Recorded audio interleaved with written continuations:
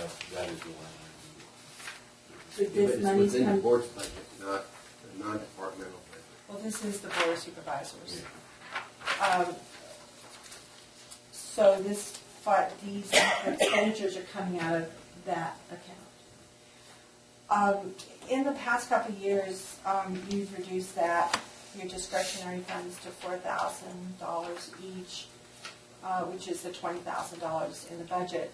I noticed that it was raised to $25,000, so you gave yourself another $1,000 last year, or last year? It was, We did 5,000. it had been 25,000 historically, and I think for a year or two it was Because of the budget. 2 years, yeah. 2 years it's been 20,000. And I remember you having discussion, I think you approved it, that you raised it $1,000 each again for the Christmas tree. Am I correct? So it's not money you get to spend, but it's money that goes to the Chamber of Commerce for the Christmas tree. So, okay, so you understand you have $5,000 to spend, or do you understand you have $4,000 to I think spend? we only had 4,000 in this particular, the chamber, I think. This came in- fiscal year? Yeah, this fiscal year. Okay. I think the chamber came in and asked for some money, but that was separate. Yeah, it was decided, and I can show you the minutes, but it was decided to get raised. You didn't have any place to pay for the Christmas tree, so you all decided to take it out of your discretion. I can't answer that because I wasn't in the room because I disqualified myself from that, so I don't know what we did. All right. I know, you weren't there. Just a, Does that answer your question? yes. Okay. Thank you. We have a motion to approve G3. I would move that G3. Second. Any discussion? Seeing none, all in favor say aye. Aye. Opposed say no, the ayes have it. We'll go to G8, Mr. Spencer.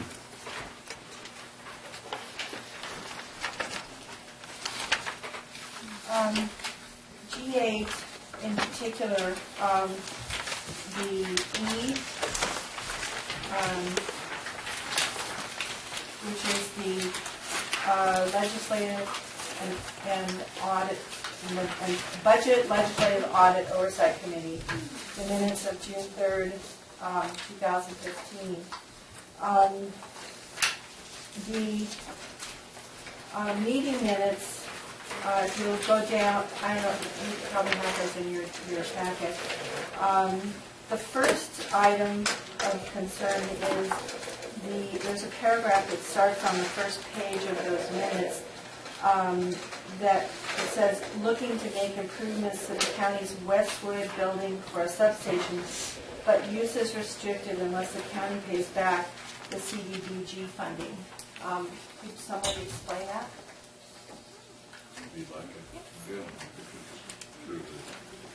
There is a building in the Westwood area that was built with CDBG grant funds for other purpose. And it's What, about 20 years ago, was it? Is that the warehouse for the auto mechanic? yes. And there's a proposal that the sheriff may want to use that building for his facilities. And if that's the case, then that CDBG money that was used to build that would have to be repaid. Return, okay. Is that going to be on a regular agenda item in the future? It is what going to be. Whether or not to pay back the money or give it to the sheriff or leave it the same? Because it's kind of buried in these minutes, and this is probably something that should have been on the regular agenda at some point since June 3rd. Well, I guess I don't agree with the notion that it's buried, but to the extent that it requires additional approval, and I believe it will go through the proper procedures for that. On regular agenda item. The second concern about these minutes, first before I ask you, is there going to be another meeting? Because these are public meetings. Is there going to be another? And do you know what date it is? We have scheduled for July 1st, another meeting. And where is that held? The administrative conference room, 221 South Route. What time is it? Okay. 2 o'clock? Just get I back. believe it's 2 o'clock. Just get back. No, I It'll wanted be- to know too. It'll be posted It as says right in the minutes, this minutes here for Good June luck. 3rd, said it was June 17th, but the June 17th meeting minutes will show that it was July 1st, was the next meeting at 2 o'clock. Okay. it'll be, the time and date, location will be posted. And the last issue on these minutes, on the same page, last sentence, in 2016, administration and auditor will move to the historic courthouse, and finally, planning and road will move the summer of 2016 and 2017. That isn't a very big building there. I hope there's going to be more discussion on how many people you plan on cramming in that courthouse, because it isn't really that big of a building. And that's a lot to put in there with all the other people you're putting in there. So I hope that will also be in a regular agenda item. That was all. Good? Thank you.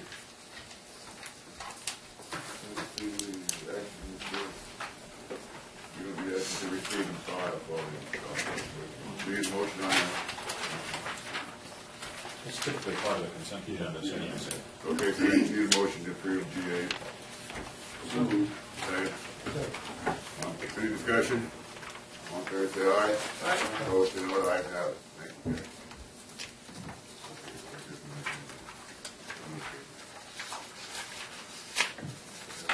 Thank you, Gary. We go to H1. Okay, Mr. Chairman, Drew's not here this morning, but the recommendation that we've got is to adopt the recommended budget for fiscal year 14-15 as the proposed budget for 15-16. This is a somewhat of a formality to allow for the continuation of operations until the final budget is adopted for 15-16. So essentially what it does is it adopts last year's budget for 15-16 to allow expenditures to occur until we adopt the final budget, which I expect to be sometime in early August. If there's any questions, I can have these. Question from Ricky. So this is taking last year's budget, we have to cover off with it and make it real worthy for this year. Then we move ahead and go re-adopt the new budget. Right. Correct. It just, in lieu of any budget, when the clock strikes midnight on July 1st, there wouldn't be any appropriation to continue operations. So that's what we've historically done. It seems to be the most efficient way to continue operations into the new year until we have the budget. So I have one question. How does you've got the funds now on deposit from the financing. So we have two expenditures that are relatively forthcoming, shortly after the first of the year, the fiscal year, dealing both with that acquisition of the buildings and also the funding commitment to the Recreation Authority. So how is that handled? Is that part of this? That's not part of this. My intention is to bring back at our special meeting on July 1st, in addition to others, two budgetary items, one of which would be to appropriate the funding for the contribution to the Honey Lake Valley Recreation Authority, Joint Powers Authority, and the other for the purchase of the Riverside building. Those items, it's my understanding now that both of those items will require a 4/5 vote because they'd be in addition to this budget. So be in addition, so you're amending this budget? So you'd be Yeah. amending what we're Adopting today, yes. And then the final budget that I expect to bring to the board in late July, early August would encompass all those items plus whatever changes we make. Yeah, I would just question, I mean, since we know that we have those two items out there, wouldn't it make sense to incorporate those into the budget that we're adopting today? Except that that would necessitate, that would be an increase to last year's budget, which would necessitate a four-fifths vote as well, from my understanding. I just was kind of curious about the mechanics. It could have been done today. You know, adding it to a budget later, it comes about if you learn about it later, but if you know about it now, why would you come back and change it later knowing that you could have taken action today? I don't, when we're adopting the recommended budget, I don't believe it can be above the prior years without a four-fifths vote. And I'm not 100% sure on that, but No, that would make sense. I just was curious why we were not doing it since we know about it. But we could do it later if that's what. I think the answer is it would require four-fifths either way. The other non-legal issue is just, I thought it would be most appropriate to discuss that appropriation when we're also discussing the contract for purchasing the building. Yeah. I agree. I can appreciate that. Okay. Richard, is it typical that we don't get our budget done timely? Pretty typical, yeah. Is it? Yeah. What's required by law, basically. First of all, you can't do our budget. In fact, the law doesn't require us to really adopt a final budget till like in early October. And in some cases, when the legislature didn't get a state budget done until late August, it takes several weeks after they adopt the budget to all the funding that they provide filters down. So, I mean, Mel doesn't even know half of what she maybe is going to have to work with until all these trailer bills are done and things like that. So That was my follow-up Kid- question. Well, the other issue is that until, a big part of the following year's budget is knowing what the ending fund balances are for this year, which we won't know And until, really what today's action is, Until it takes mid-July. last year's budget and allows for continuing appropriations till they can sort all that out. So we're really not able to finalize anything. I mean, I think the earliest you could really finalize anything, if the state's on time, is maybe early August, mid-August. In fact, I think the government code provides for the budget hearings to take place. It's a time frame that during the latter part of August. So if you get it done prior to August 15th, we're actually early for us. Any questions from the public? Mr. Spencer?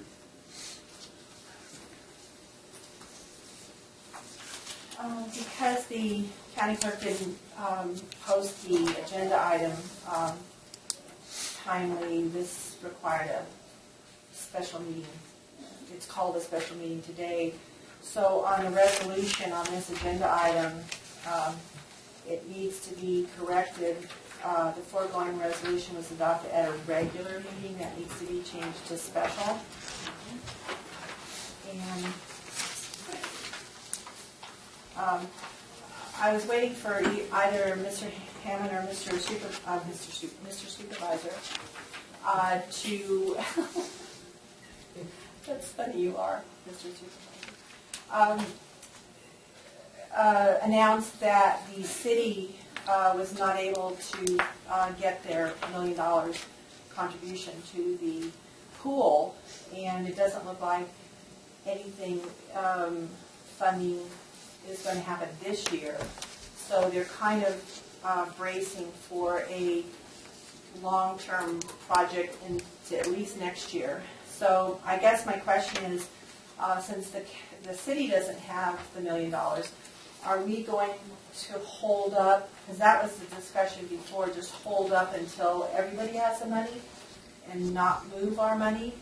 Richard, you good? sure, I can address that. And I have spoken with Mr. Hancock, the city administrator, and the executive director of the Joint Powers Authority. And it's our joint analysis that the best way to approach that is through an amendment to the Joint Powers Authority agreement, which currently specifies that each entity will contribute $200,000 a year for 15 years. We think that should be amended to show the new plan, which is $200,000 a year through 15, 16, each entity contributing $1.1 million, plus another amount that between $70,000 and $90,000 we haven't arrived at. But I guess the short answer to the question is that it's my intention to make the recommendation that our contributions be contingent on city contributions and like. Well, I know that was a discussion. If I could add, Mr. Chairman, I'm not sure where Ms. Benson's information is from. Obviously, she's well connected in a lot of areas, and but the report that was given to the JPA board last week at its meeting was that the city was in the process of arranging their financing. So this idea that they weren't going to get their money, that must be something that's happened in the last few days, because as of last Tuesday, that wasn't the report given, and it was something that was going to happen probably around the first part of August based on their schedule. And JPA did have a discussion and requested that on our next agenda there be an agenda item from that board adopting an action that would go back to the city council and to this board recommending that the JPA be amended to reflect this change in the financing arrangement to reduce what would be that annual amount based on the contributions made by the two agencies for construction. And that all would coincide and come together sometime in the latter part of July or the first part of August. So as a condition for depositing the money and beginning to do that would allow for all that to fall into place. So that's contrary to what she just represented at the podium, but obviously her information sources, obviously are different than the rest of us. I'm sorry you didn't understand my question. You did answer my question. The grant, it was announced at the JPA that the grant did not go through for the money they needed. And maybe that's not what you want people to hear, but that's exactly what happened. And thank you very much for confirming that. We're going to hold off until there is magic. Well, That was a separate issue than the funding from the city. Mr. Chairman, that was always the intent, that the contribution would be made as a simultaneous action. So I'm not sure where Ms. Spencer comes up with that, but I would have to say that I think her T-shirt is a little bit outdated, because I think you hate more than just Tuesdays. No, just you. Well, it's outdated because it doesn't say that you hate Mr. You have a Supervisor. Sharpie, I'll put it on there.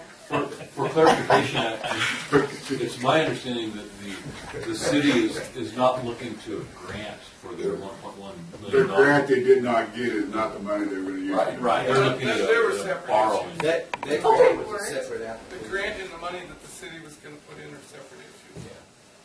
And this is all news to me.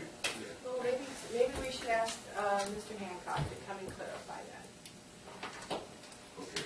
Thank you, Mr. Spencer. Thank you. Where are we now? Any more questions on page 1? I move to approve the resolution, adopt the resolution as listed. We have a motion. With the change from regular to special. Right. Thank you. We have a motion, do we have a second? We have a motion and a second. Any more discussion from the board? Any questions from the public? Seeing none, Madam Clerk, would you call the roll? Supervisor Chapman? Right. Supervisor Alva? Aye. Supervisor Hemphill? Aye. Supervisor Hammond? Aye. Supervisor Pyle? All right. Thank you. Okay, we move on to H2, Health and Social Services. Grant to the Community One-Stop Facility. Mel. Morning, Mr. Chairman, board members, Melody Crawley, Lassen County Health and Social Services Director. Last month you asked if I would come back and give you a report on what we're planning to do about with our MHSA capital facilities funding. There's a balance of $646,908 there. $646,908.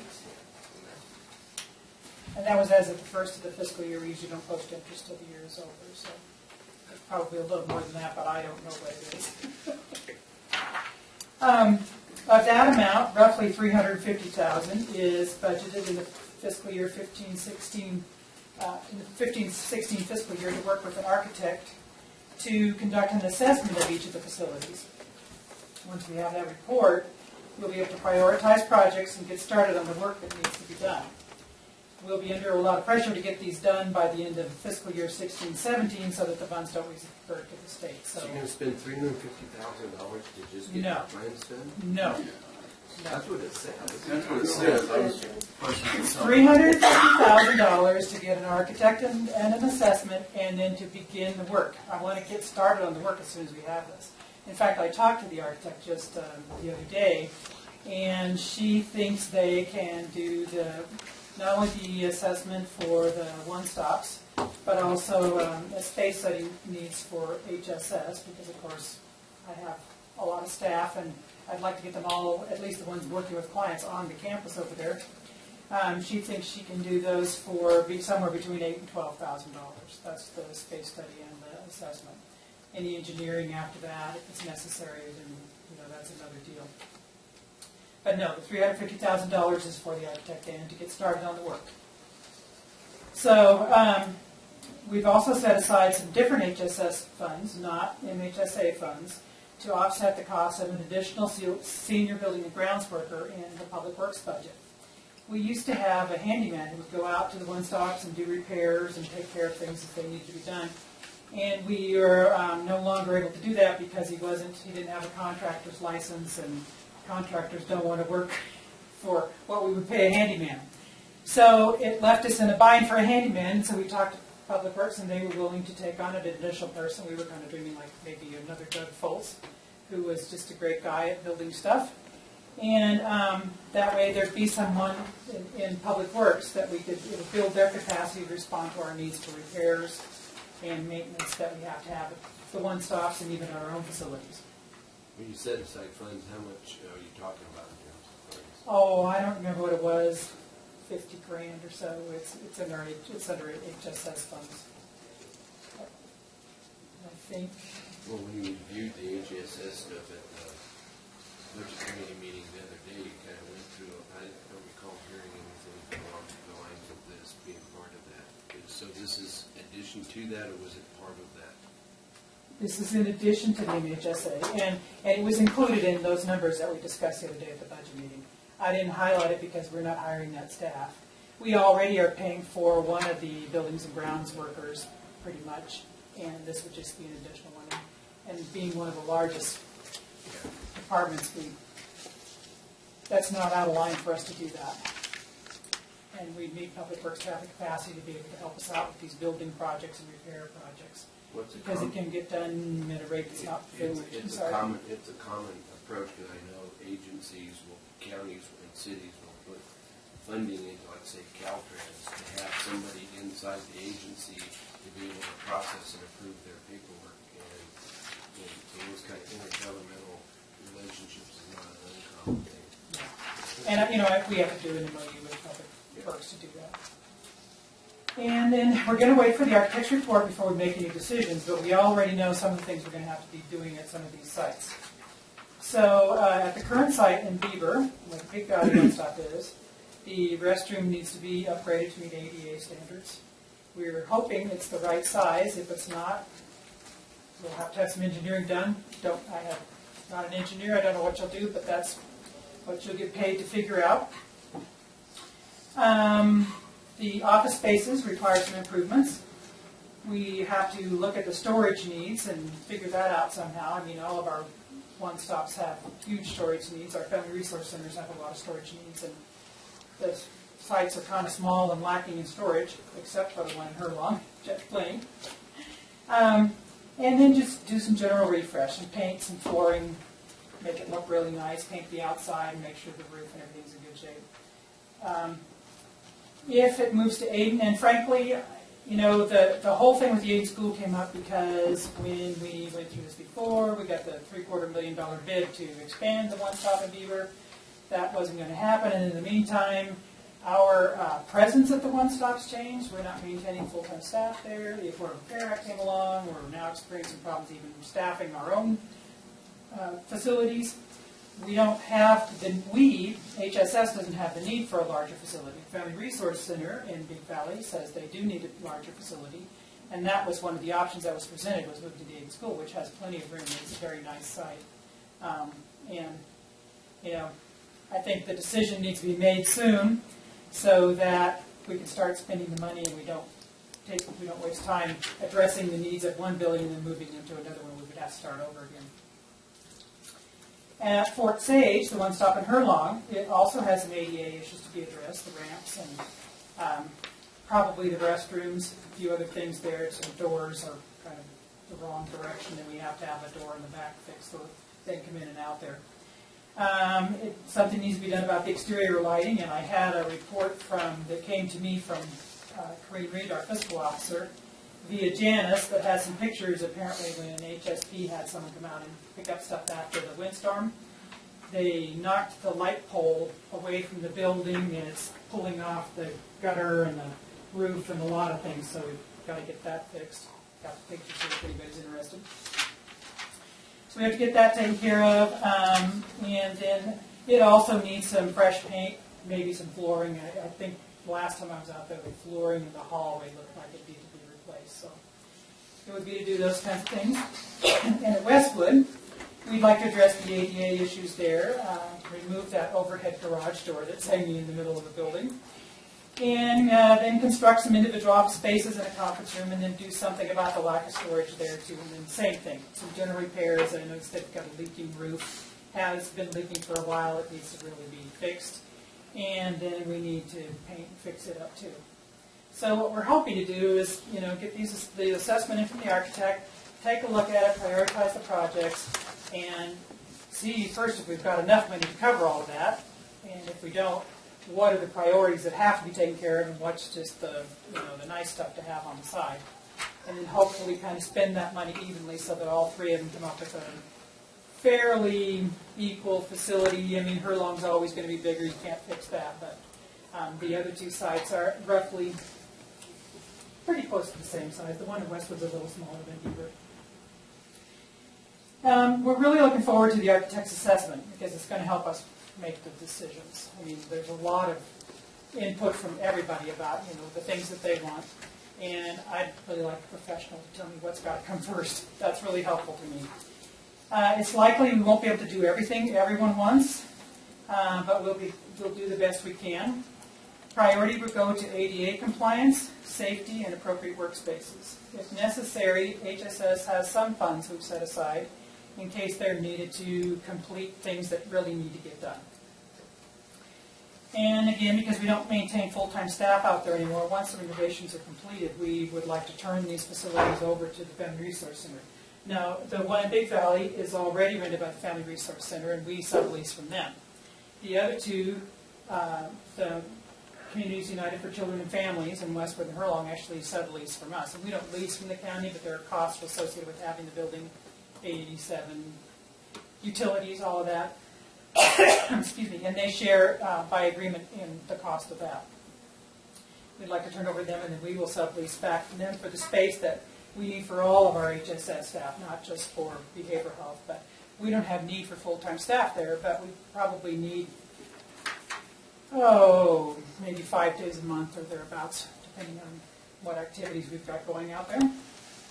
And it would be our intention to continue to maintain the current business class internet connectivity we have at those sites, because that really is critical for us to be able to access all of our systems, and it provides great connectivity for the folks at the one-stops too. So, and it needs to be in our name in order to maintain the discounts that we get for having services there. Questions or concerns? I know there's a group that wants to talk about whether it should be moved to 8 or not. Question to the public, I know there's several before. May I ask Melody a question? Say your name for the recorder. Iona McCain here. I'd like to ask Melody.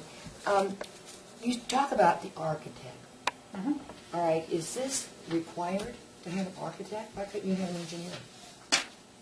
I mean, is it a government architect or? No, this is a person that was recommended me by Public Works because she's an architect and an engineer. She can do both, but she specializes in space studies and assessments like this.